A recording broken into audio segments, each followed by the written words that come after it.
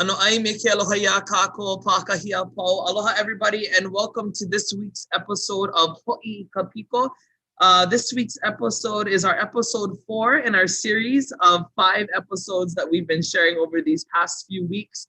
And our theme for today is Vai. So how very fitting that we start off our episode today with an oli entitled Kahe Kahe Ika Vai. That video that you guys just saw was a bunch of our Haumana Olelo Hawaii, some of our Hawaiian language students at the Capitol last year. So if you are joining us for the first time, this series is entitled Ho'i Kapiko. Ho'i Kapiko is a web series put on by St. Louis School in partnership with Kanayo Kana. Ho'i Kapiko is a web series where we talk stories with a variety of guests, and we reinforce our notion that we are the future ancestors. We are the ancestors of tomorrow. And o ke kahua mamua mahope ke kukulu. And together, we hope that our conversations will help you to explore a foundation to return to amid these ever-changing times. So mahalo nui everybody for joining us. Today, we have some amazing Kioni Mana with us today. And I'm gonna ask them to introduce themselves. Our first guest today is a graduate, class of 84 from St. Louis School. Wendo ke kailua Perry Alohana ke hoa. Maybe if you can start us off by introducing yourself, your name, where you're from, and maybe what you do. Aloha nui, aloha. Thank you for having us join this great occasion. Mahalo nui. I'm Ke Kailoa Perry. Some of you might know me from Hawaiian Studies at UH Manoa, where I teach. And I'm also involved in a lot of different community struggles out there. So, but I guess the main part of my life right now is learning from students and hoping that there's things that I can impart on them so that we can continue to grow our lahui in a very pono way. Aloha. Aloha no. Mahalo nui for being with us today. Our second guest that we have with us on this panel is Kioni Mana Kaimana Wong. Kaimana Wong is a graduate of St. Louis School from the class of 2002, and he is currently a teacher here. So aloha e Kaimana, if you want to introduce yourself, your name, where you're from, and what you've been up to. Aloha Kaipo, thank you for the introduction. My name is Kaimana Wong. I'm currently the 7th grade life science teacher over in Kalaipahu at St. Louis Middle School. I'm a 2002 graduate, entered St. Louis in the 8th grade. So I have a little bit of experience with the campus and the faculty, many familiar faces still there today. After St. Louis, like a lot of us did, I went away for college, spent some time in California, Santa Barbara City College in particular, made a quick stop in the study abroad program in Spain before coming home and finishing up at the University of Hawaii at Manoa, where I studied botany. For about 6-7 years before being a teacher, I was a watershed resource specialist with the Board of Water Supply. It was an awesome opportunity for me to really put my academics to use in the field and gain a lot of friendships and work with a lot of passionate people that inspired me and motivated me to where I am today. But thank you for having me. It's a pleasure. I'm very humbled for the opportunity to talk story with the rest of you gentlemen today. Thank you. Mahalo nui kay Mana. And our third panelist today joining us here to talk about Vai is one of our community partners with Navai Ekolu. He also works down the road, down the stream, I should say, at Iolani School. We have Corey Yap. Aloha e ke hoa, Corey. Aloha mai kako, aloha kaipo. So excited to be here along with the other panelists. Yeah, I've spent a long time, I guess, exploring our streams ever since I was a kid, all the way down to the ocean. I graduated from Aya High School, and then I wasn't fortunate enough again to go to St. Louis School, but I've definitely met some amazing students and educators there as well. So I'm so excited to finally be in the network with you folks, and just the more and more of you I meet, the more motivated I get to do all kinds of projects with you folks. So again, I work for the University of Hawaii at Manoa as a stream biologist, but I also do a lot of outreach education with many schools in the community. And I'm always looking for more schools to work with, because again, we need all the hands we can get. Like everybody should get on board if they can. Navai Kolu is a growing program, and I would love to talk about it with the other panelists and to the other people that are watching at home. So I'm super excited. Mahalo nui. All right, so we are gonna get right into this. Today's topic is Vai. And so we're gonna start off with that very, very broad question of what is Vai to you in your construct, in the various kuleana that you deal with Vai? What is Vai and why is Vai important? And I'm gonna just throw that in the middle of the table, and then whoever wants to jump in, ayaya oi.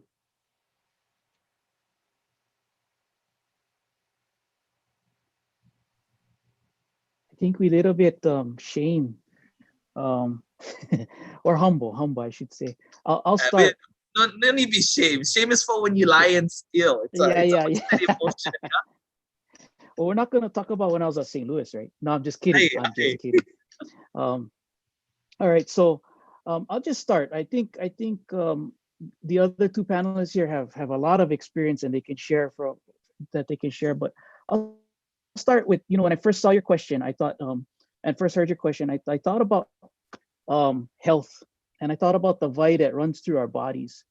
And sometimes I think what we do in this modern world is we look at the Vai as something that we can turn on the tap water and we expect it to come out, or we can go to Manoa Stream, which is where I'm familiar with, and expect that there'll be lo'is at Kanewai and the water will be flowing through it. But we're not thinking about it sometimes as the thing that, like our body, like the blood in our body, it needs to flow, it needs to be clean, or needs to go through a process that helps it maintain life. So if our aina is our body, right, the extension of our body, then the Vai is the most critical component that will keep us healthy. So I'll just start there and then throw it out.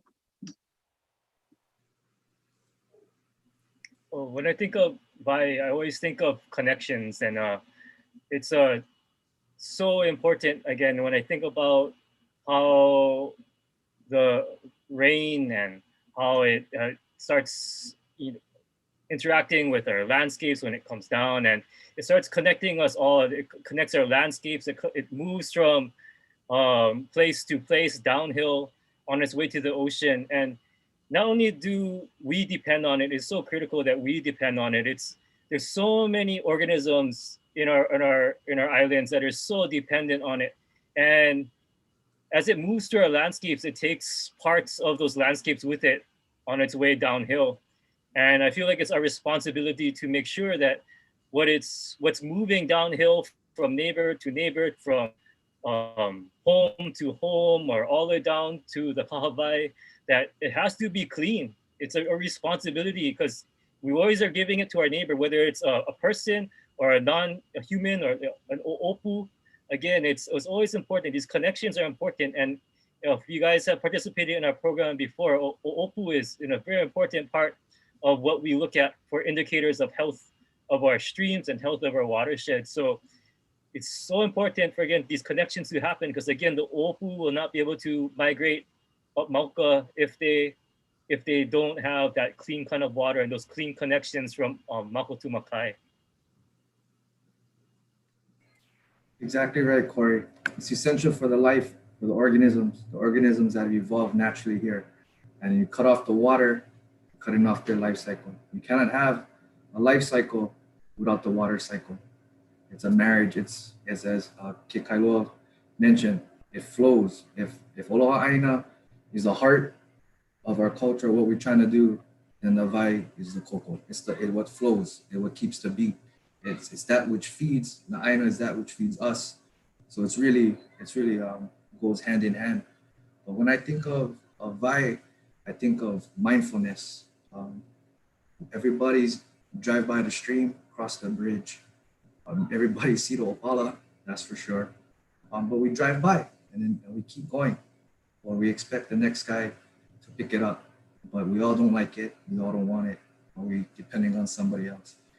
And as I'm studying with my students and through what I've learned from Hawaiian studies, Amanoa, and other Hawaiiana classes, it's a communal commitment. The stream and the water. Everybody got to do their part. And back in the day, you don't do your part, you get cut off. And unfortunately, we're not in that system anymore. But it's the need is still there. Everybody got to do their part. You can't really turn a blind eye until that one day, your water bill goes up. How come? Dirty water. We don't have water. We got to pump from different places. We got to add new facilities. We got to beef up the wells. We got to do all these things. We got to clean the water, more filtration, all this stuff. And then it might make sense. But in the meantime, what I did in my past job as a watershed resource specialist, I was sitting in a lot of rooms, a lot of great minds. But the thing that was missing was, like Kikailo said, was the hui. Everybody in the room knows what we're talking about. Everybody been fighting. Everybody going to be fighting tomorrow. But as an educator, something special for me is that I can plant the seed now because I need more people in the room. I need more people in the room.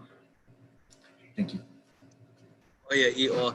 We have plenty people are jumping onto our lives on Facebook. We're already seeing some comments. I know one comment in particular is from Dr. Noelani Okepa Guerrero. She says, "Mahalo e ke kailoa o ko kako kino ko kako aina hoi o ka vai o ke kino ke kanaka polole." And I love that imagery that you mentioned, that if our kino is the aina, yeah, and our vai is essential in bringing all of that nutrients, and that's just like how you said, Corey, right? When we think about the pathway of water from Mauka to Makai, right? It's picking up, and we have to make sure that it's clean, right? As it passes through each section of the Ahupua, Mayuka, Ikekula, Ikekai. So mahalo nui. And one of the questions that I had to do with our topic from last week. So last week we talked about Aloha Aina, and Kaimana, you just mentioned this when you mentioned Vai, how Aloha Aina plays a big role in that now. What type of correlation does Aloha Aina have with Vai? I see them as one is the same. I think they both feed each other. Talking about the Aina, the rain touches every inch of the Aina. It gives it life. And you really don't know how much you need water till you get cut off. And I really feel that to look at one, you have to look at the other. Where's the water flowing? What's going on the land that's influencing the water? Hey, how come we don't have water? What are we doing? And where's the balance and what's going on? So you have to be mindful of both. And you have to work hard on both ends. It's a never-ending battle, but something that we all signed up for, something that was ingrained in a lot of us as children. That's Aloha Aina, Malamu Vai, Kawai Ola. Water is life. Water is life. And Corey, I've been bringing some of my students down to the river too, at our school, because the vai that flows through Kalaipahaku is very special, and I don't think many people realize that the sliver of Kahavai from the Pololo stream that touches the outskirts of St. Louis. Is one of the very few intact, unadulterated parts of the Palolo stream. You know, and in addition to all of the stories that we have in our history, it still plays an integral role in our ecosystem. And I see you sometimes over there with all of your gadgets, and you see our boys doing invasive species removal. You want to talk a little bit about the stuff you guys have been doing with Navai Ekolu? Yeah, so at first, I mean, I feel like when I talk to you guys about it, like when we're at the stream, like I get all giddy. Like it's real goofy, but when we start walking along the rocks and then it's like, or along the stream banks, it's like a hidden gem what you guys got there, and it's real hidden. I mean even hidden gem in a city, but it's also hidden by all the Guinea and the California grass and that stuff.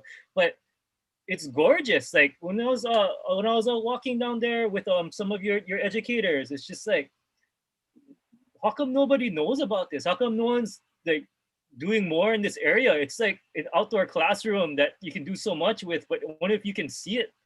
So many times we ignore what's going on in our communities, in our streams, because we cannot see it. It's whether it's something that's an object or some kind of structure that's blocking it, but it's also just the lack of like remembering that it's there and it's so important to us. But again, what we're doing in Navai Ekolu is we're trying to bring that back into our students' minds and to understand that there's these streams that flow through our ahupua'a or in our watersheds, and they all connect in a very unfortunate place called the Alawai Canal. But on its way to the ocean from way up in the mountains, it's like there's all these things that people are doing or that are pretty embarrassing and neglectful.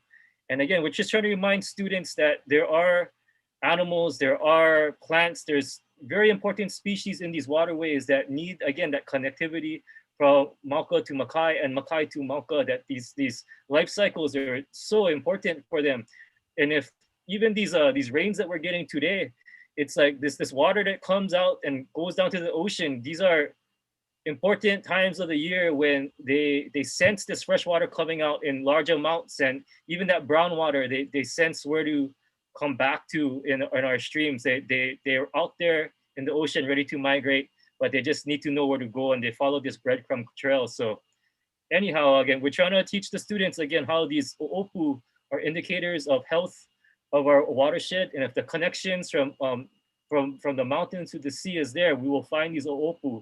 And unfortunately, we don't find a lot in our Navai Ekolu streams, but they still migrate there. And we find that the numbers are increasing over the past 5 years after we were doing a lot of invasive species removal, because one of the biggest barriers that these animals have is not only the landscape changes that we're doing as humans, but it's also these invasive species that are intentionally introduced. It's not like seeds that might blow from something in your garden, a plant in your garden. It's people carrying aquarium species into the stream and moving them wherever they like, because they feel that they're entitled to having exotic species or recreational fishing species in their backyards. And it sounds bizarre. It sounds like I'm making up stuff. It happens all the time. I still meet people to this day that don't realize what's happening, and also meet people that are actually doing it. So it's just we're trying to teach the community to know better, to understand how important keeping our migratory pathways open, because it's not only important to us as humans or in these waterways, but it's important to one of the, I don't know, I'm pretty biased, but one of the most mind-blowing animals that lives in Hawaii, which is again are several species of o'opu.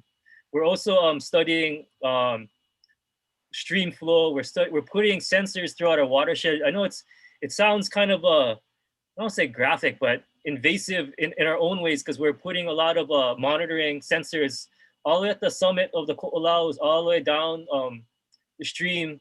So we're monitoring water flow, we're monitoring rainfall. We're trying to understand how rainfall is affecting our stream flow, and especially when a lot of our community are different agencies, they're doing restoration on way up Mauka. They're removing albizia, they're planting natives. Is this helping the response of the stream to this rainfall events, or is it is there a lot of runoff? Is it extra brown, or is there a lot of turbidity or sediment being carried down? Is there any improvements to what these agencies are doing? So we're trying to get more data as much as we can for all of the researchers that need this, that study how rainfall affects stream flow, as well as how rainfall affects the amount of sediment being carried to the ocean.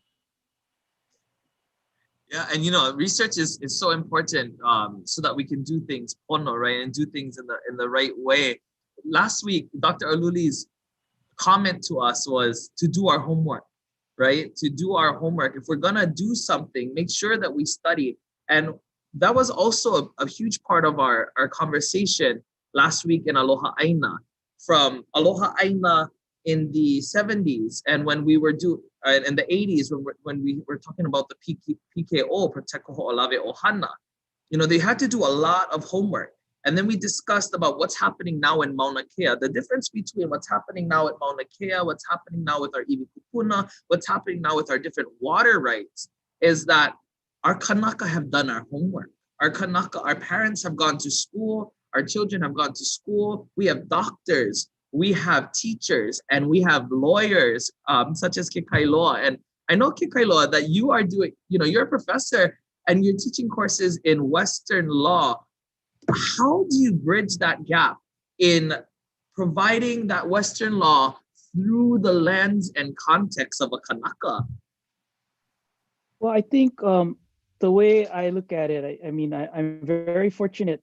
My parents made it a point to put their kids through school, and it's because they like you said, they recognize that as they were growing up, and the struggles that they had to go through as working class family, that staying in that so-called norm, the expectation that you're going to be that working class and you're going to help keep everything else in place, wasn't something that they aspired to. They wanted more for themselves, their kids, and their community. So I got into school, and I tell you guys the truth, man, I wasn't the greatest student in the world, right? So, but I learned from being a naughty student the value of being a good student, right?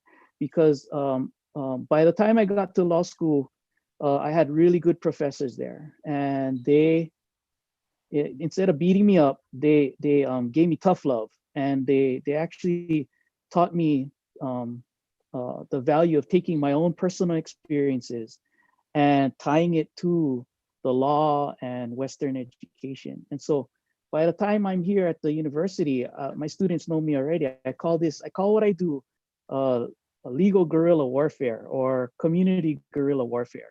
And I say it, in jest, but I also say it because I want people to know that it's not just the books that's going to help us, right? They're important because they give us the vocabulary, they teach us the different skill sets that we may not otherwise know.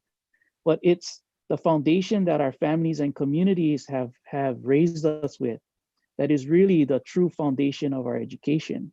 And so if we only value Western education, if I'm only sticking my mind in the law, then I'm losing track on what my community needs. I'm losing track of what the other scientists in this panel are trying to tell us about the function and value of the ecosystems that we need to protect. Because the law only goes so far, right? We know already that the water code and the Constitution has all these great words that tell us everything should be protected and Hawaiian rights and Aloha Aina should be acknowledged. But when it actually gets played out, we find ourselves always struggling to get the government and legal system to truly recognize what they've written down. And so, sorry, this is kind of long-winded, but for me, when I meet with students, the first thing I hope I'm trying to do is to privilege and honor the knowledge that they bring to the classroom. Because what they bring from their own upbringing is going to make tomorrow's laws and tomorrow's rules and tomorrow's activities that we do stronger, better, more complex than what we're dealing with today. So I'm looking at it as more of a, like a guerrilla warfare tactic as far as what I'm teaching at the university. And it does have some value because in the academy, a degree is recognized, right? One of my friends, Dr. Kianusai and others used to always say they would talk all of the issues clearly and not be listened to. But all of a sudden, now they got a PhD or a degree next to their name. All of a sudden, people can hear what they're saying, even though they're saying the exact same thing they were saying before the degree. So there is some value in it, and it does bring our community. It does lift ourselves up, right? I mean, that's what we used to always say at St. Louis when I was going through St. Louis. It was like, strengthen your ability to know, right? For your community, for Akua. And at the university, it's the same thing.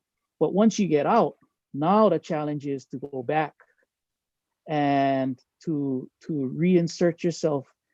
And that's why I say humble yourself into your community, because what you know is just a small piece of what the community has already been thinking. And all we got to do now is figure out how to make it all work. And I'll say one quick thing about correlating Vai and Aina. When I hear the word correlation, sometimes I think of the more, you're trying to find similarities between two variables and how much one influences the other. And I think Kaimana was right in saying that when we're talking about Aina means the sky, the underground water, the ocean, the land that we're stepping on. Aina is everything. Aina is the Kanaka, because we're born from the Aina. And so when we talk about correlation, it's really not so much a correlation as it is us forgetting our relationship to everything else around us and each other.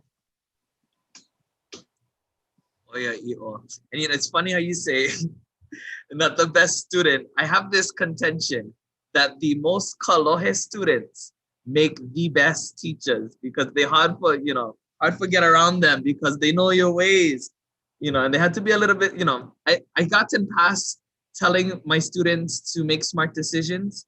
I started telling my students, be smart about your dumb decisions. Yeah. Just be smart about your dumb decisions. You're gonna make silly decisions, but be smart about it. So oya i'o, kako opiha.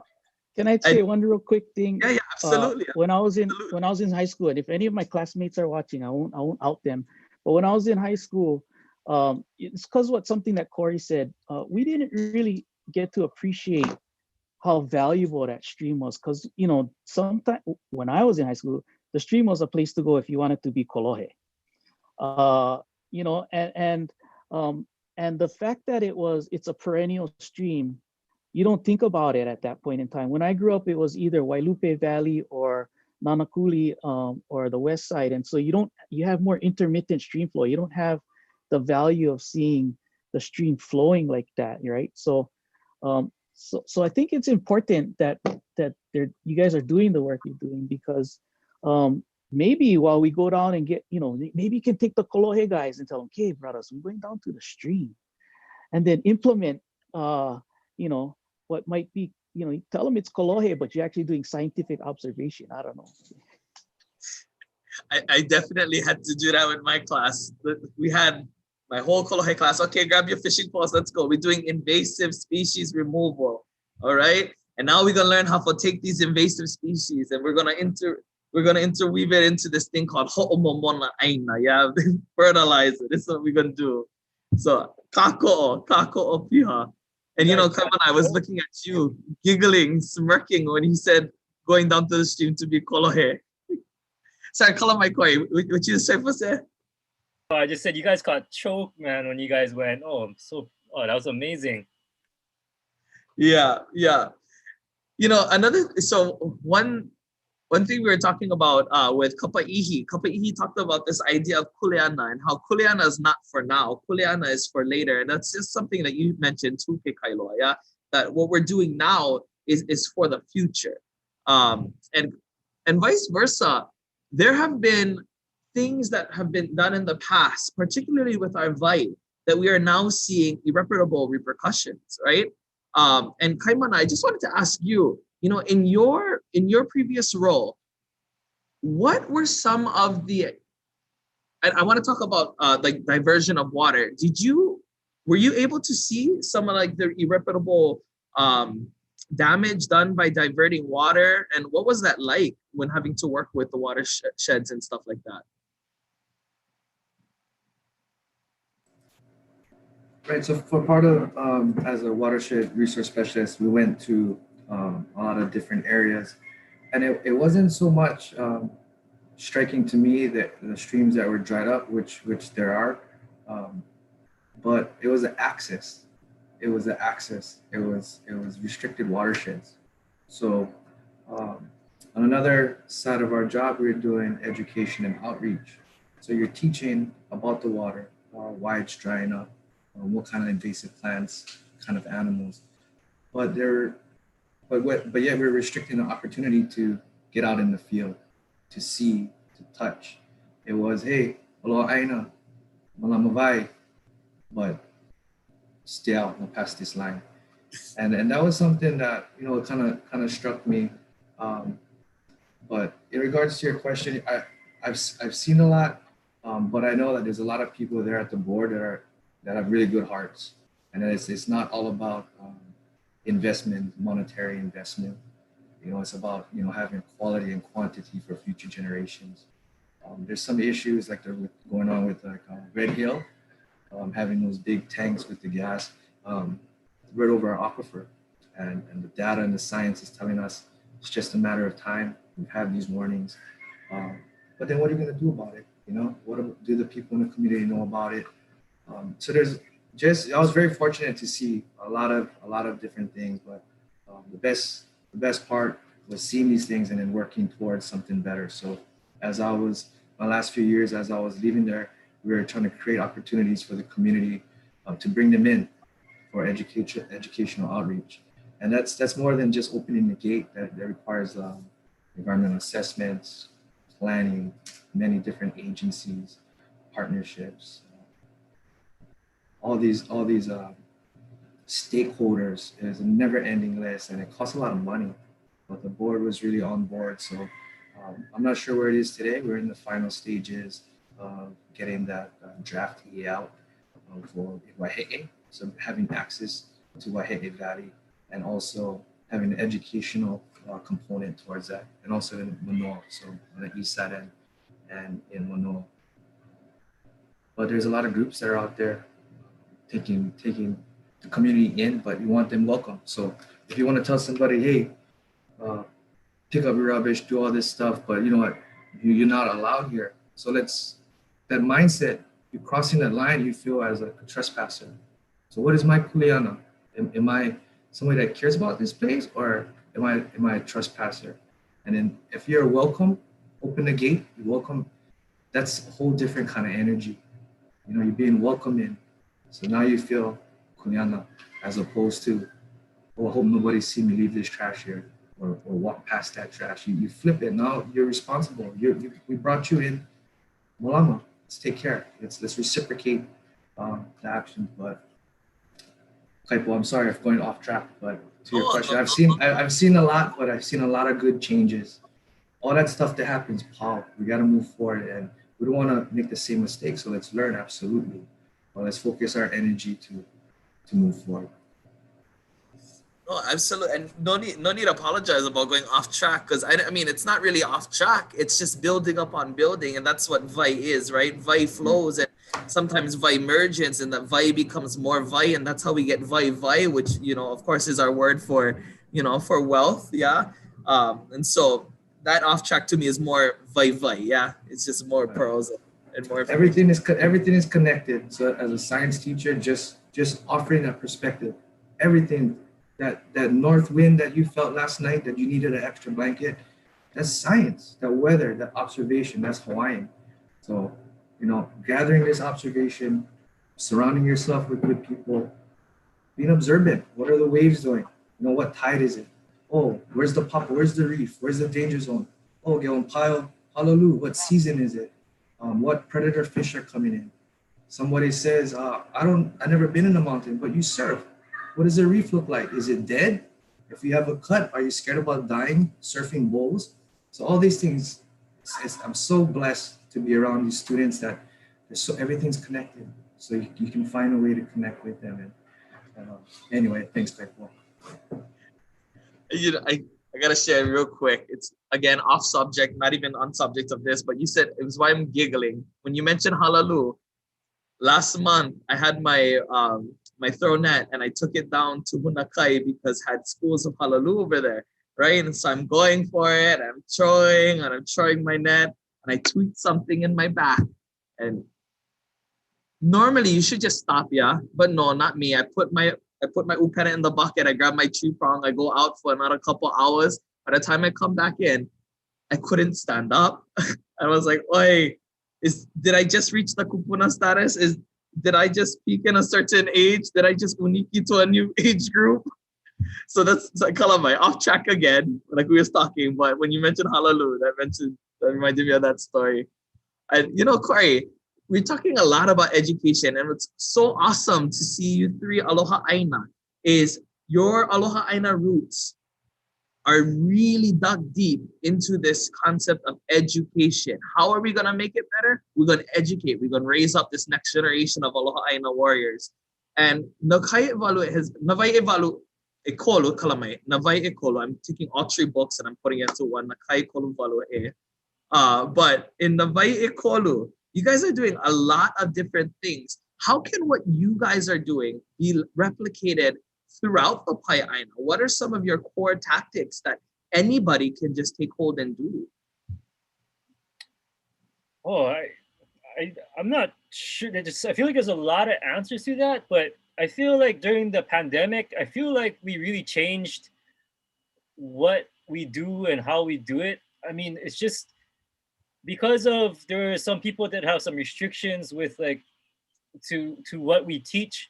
It's like we recorded all of them, or like St. Louis school at the time, like we couldn't do live stuff with you. We recorded it, we put it all online, and it's just like it's all everything we teach is all there, and and then it's like it's not restricted, it's for the public, and they can see what we do and how we do it, and it's replicatable, but you just got to have the people that have the knowledge and that responsibility, that drive to keep doing it.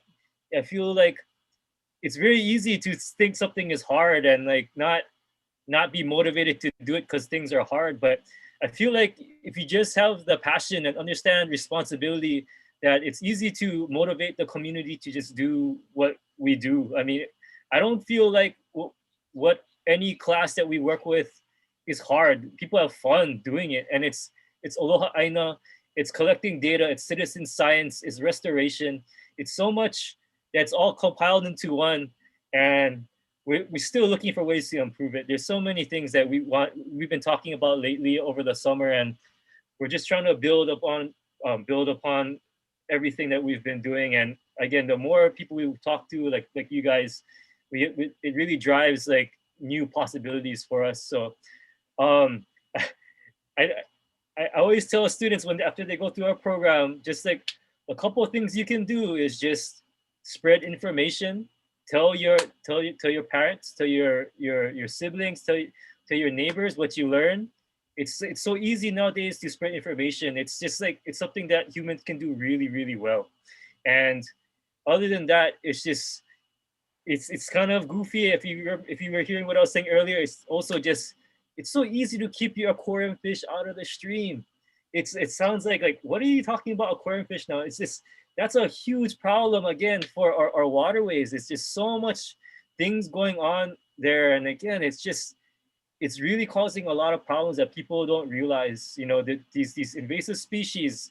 If you go look over Pololo Ave Bridge, or if you go look at Manoa Park, when you look down over the bridge, and it's like, what's going on here? Or if you go on King Street by Jack in the Box, I was just there the other day, and it's like, what's living down there? You know, it's a stream. It's a Makiki stream coming out from being underground for like half a mile, and it's just again, it's mind blowing what's going on there. There's so much trash. Still get Oopu trying to make their way, and they're gonna travel underground under the city, and then try to come up by Baker Park or by Halal Kumana. Like it's gonna come out over there, and then they're just trying to find their way home. But again, at the same time, there's a person without a permanent home address, climbing down into the stream to dump some brown stuff in the stream that I don't know what that is. But it's just like, what is that guy doing? I mean, to be honest, it's probably not coffee. It was a homeless person, right? But I was like, what is this guy doing climbing down into the stream to dump this for? I'm just like, I wanted to amp at him, but I was on a field trip with the students. It's live field trips, right? And it's mind blowing what is going on, like right in front of me when I'm there trying to teach people about Aloha Aina. And there's this pretty much people pouring stuff in the stream that's flowing past my feet. And it's just like, bro, it's so pilau. It just drives me nuts. But I gotta keep my composure to get some third graders watching me. So it's anyway, I also went way off track, but again, I just easily get not aggravated, but just deflecting in all these different directions once I start thinking about some of the things that you ask, and it just, oh man, it's like I'm in the stream like so many times a week in our Nava'i Kolu streams, and it's just like sometimes I see such beauty and appreciation for the people that actually steward and take care of their place and take ownership, because there's such pride involved in the not only participating in a program, but stuff that they do in addition. That there's so many amazing stuff that people do in our community, but then at the same time, man, I get so frustrated seeing what other people are doing, and it's just like, it's just something systematic that we need to change, like you said, through our keiki, and trying to make them understand that I don't want to say we failed as adults, but I just think that you guys deserve better, and I think you guys can do better. I believe the academic word you were looking for was passionate, right? Oh, yeah. Passion. The passion. You're passionate about your convictions. Got it. Yeah, exactly. And you're absolutely right. No scare them, go get them. Everybody can do something. Just try. Don't be scared that you cannot do it. And we have so many resources ever since this pandemic. This Yahulau started. So many different resources have been put online. If you just look at Alohana, Le'ano Nui series, their Hui Vaiola, their Aikole, and their Vaihona.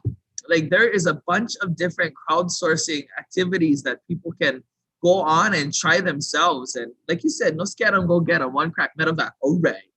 So mahalo nui for sharing that. I also, when you were mentioning the aquarium fish, I didn't realize how much aquarium fish we had in our rivers.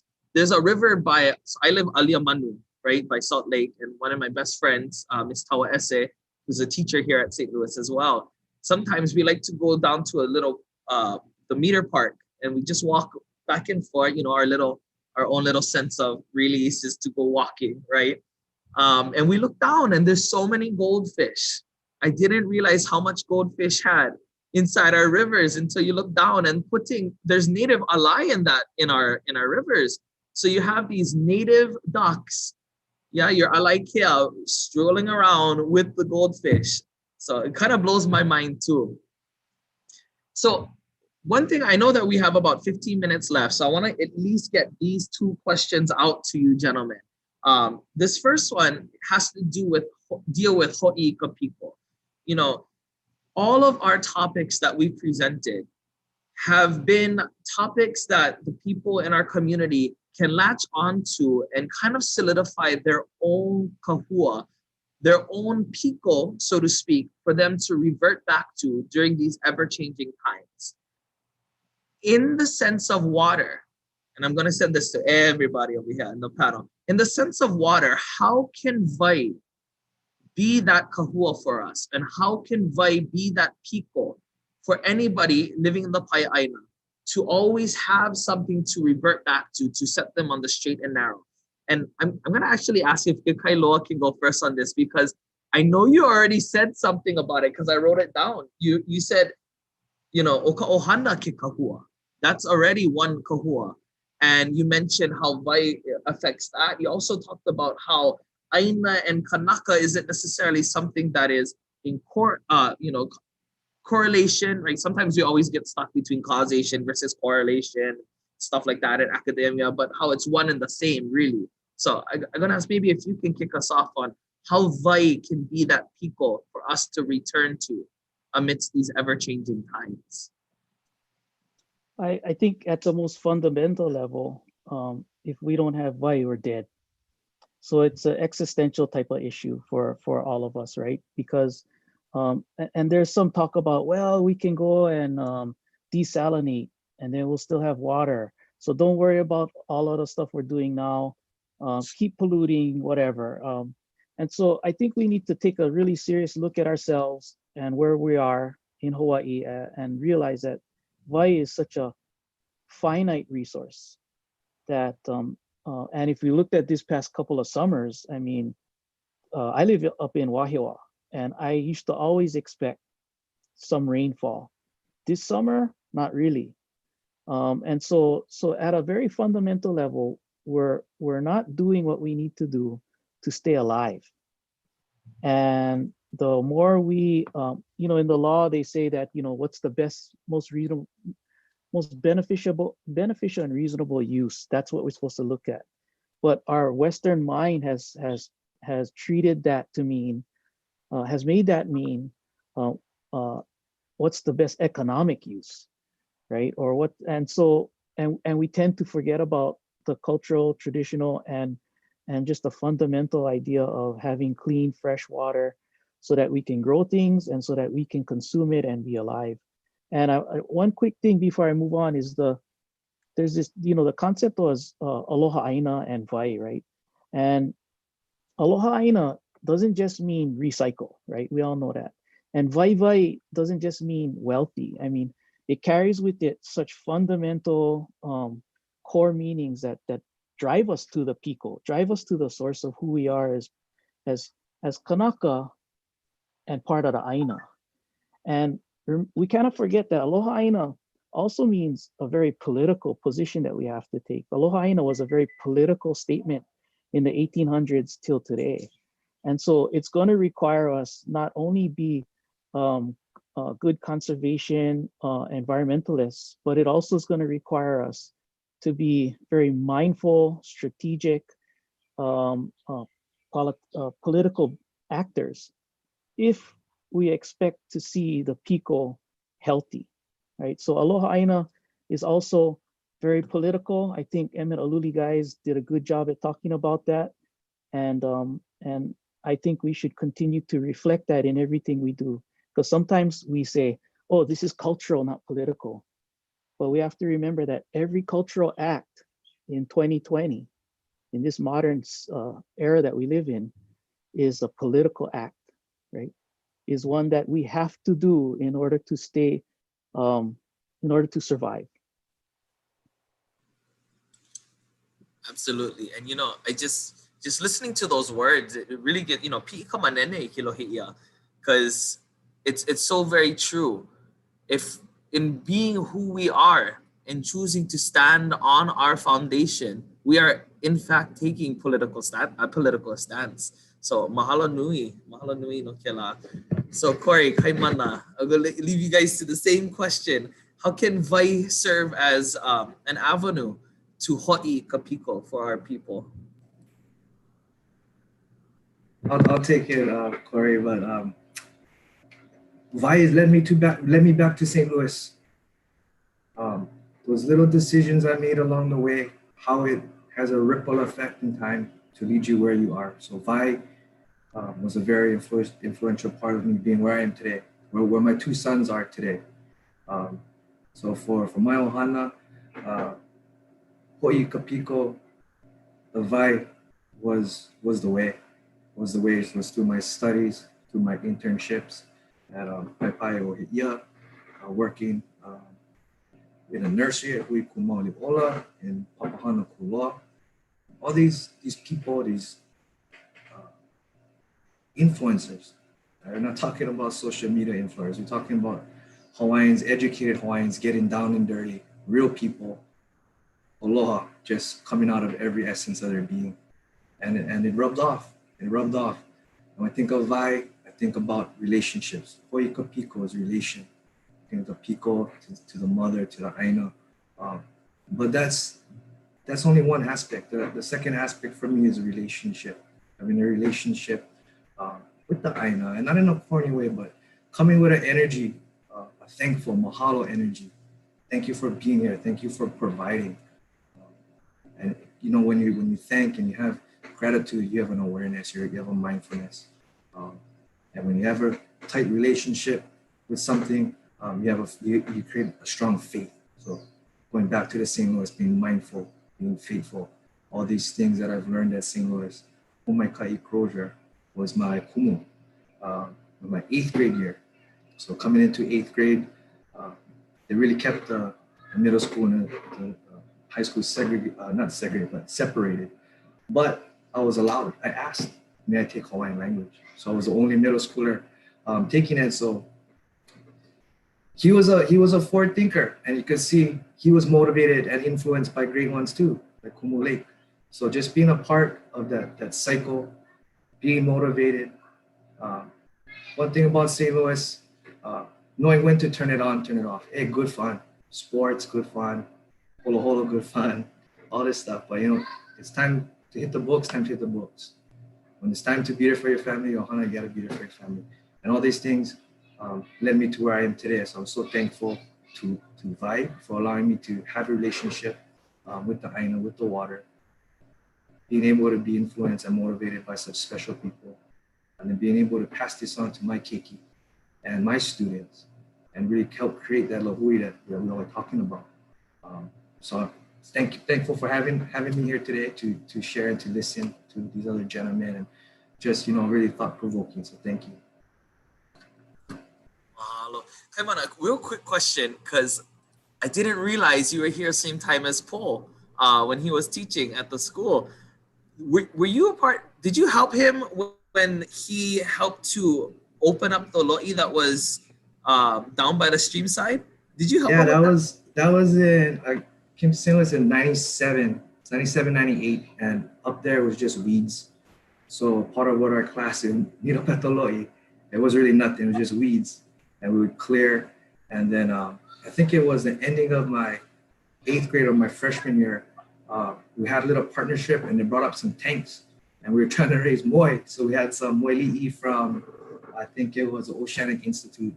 And here we are, just figure it out. You know, nobody knows nothing about pumps and this and that, but you know, we're trying. Like you were saying, hey, go get them, try, see what happens. But for a lot of us, that was our introduction to native species, to moi. And then, you know, later on, working at the fish pond, and you know, it's the same issues we're talking about. You know, water quality, temperature, vandalism, poachers, all that kind of stuff. So it just planted a seed. It really planted a seed. So yeah, I was there for that, and then going back now, you know, 18 plus years later, and seeing what it's the maturation of it is pretty cool, and to hear him talk on this show. Another small one before I take up all the time. My last position, the woman that was working there, she was by herself for many years, and then I got the job. I was on a job for a couple of years and went to a conference, and I see Kumu Crozier. Plug, you know, give him hugs. Oh, this is my coworker. So I said, oh, we know each other. Oh, that's awesome. How do you guys know? Homaikai, he was the last person in your job before you were hired. So just seeing this kind of, you know, the cycle and seeing it. So now when I see him, you know, I should see him at conferences or in passing. It's just, it's like a brotherhood, but it extends to the teachers, and the faculty. Just seeing somebody knowing, hey, you know, whatever titles he has now or where he's been. But I remember when we was trying to figure out how you plug the holes in this thing, how we keep the cats from stealing our moili'i, you know, all that kind of stuff. But yeah, motivators and influencers. I'm very fortunate to be around some quality characters. Oh yeah, mahalo. And Corey, what about you? Well, I just like to remind myself and remind everyone again, what an amazing place that we live in. Again, it's so different from other places in the world, and there's so much. I don't want to say it's a microcosm, but it's just like from how dynamic our environments are, from our mountaintops, and then so close by is the ocean, and how everything, again, back to that word connectiveness, like, and how connectivity, it's so important. And it really drives, I guess, back what we need to do as people. And again, to really understand that water is just, it's such a necessity to every single part of our life. It's water is life, and that it should be everything. But again, it's really not to a lot of people nowadays. And I feel like we have to remind ourselves again where we live and what our responsibility is. And I really need to remember also like how many educators and how much people that I've met in my life that have really, again, sorry, Kaimana, but influenced me and directed me in the things that I do in my life. And again, it's just, there's so many seeds that I've received, I guess you would say, that sprouted and then motivated me to again want to do the same for our community and our Homana. So I'm so again blessed to be a part of this panel, as well as having some time to share some thoughts, but also to hear what you folks had to share as well, because it's just always, again, more motivating for me to keep doing what I'm doing and to try to find new ways to reach more people and to work with more people in our community. Kaipo, can I jump in before we end, please? Absolutely. I was just, these two gentlemen reminded me a lot of Kumu Lake. And I knew Kumu Lake before I got into high school. And one of the things that I noticed from all of the students that went through his classes was that, we all had something inside of us. He saw it. And for me now, I'm thinking about it. He was the vai for us, to give us that, to water us, to give us the kind of nurturing that we needed in order for us to grow with the things that we had and to explore new things as we left St. Louis. And so thank you very much for this. I was really, it just kind of came to me, and I miss Kumu Lake a lot.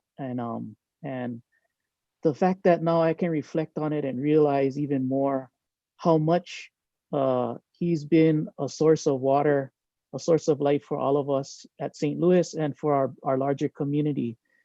Makes me feel really good. And he did a chant for our class of 84.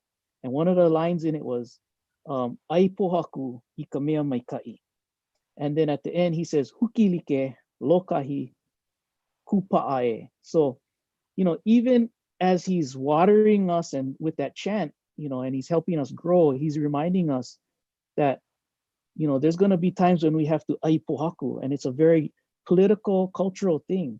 And that could be the poi pounder that makes more poi.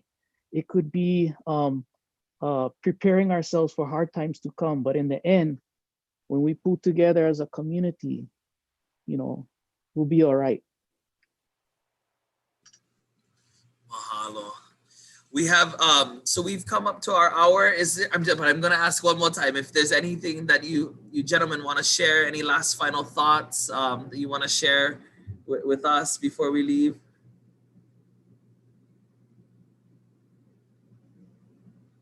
All right. Well, mahalo nui, gentlemen. I got it. Mahalo piha. On behalf of St. Louis School and our partnership with Alohana, thank you so much for coming with us on this journey of Ho'i Kapiko, to helping us all solidify our own resolve that we are the ancestors of tomorrow, and that each and every one of us are vai. We're very permeable. We flow through. We carry memories. We affect everything that we touch. So mahalo nui for joining us, and mahalo nui a oko pakahia pau for watching us this week on our 4th episode of Ho'i Kapiko. Join us next week again, same time, same place. You can either find us at our Facebook at St. Louis, Hawaii, or cross-posted on Alohana. If you don't have a Facebook, you can join us at our YouTube channel for St. Louis YouTube, Ohana. Mahalo nui, everybody. You guys stay blessed and stay safe. Aloha no.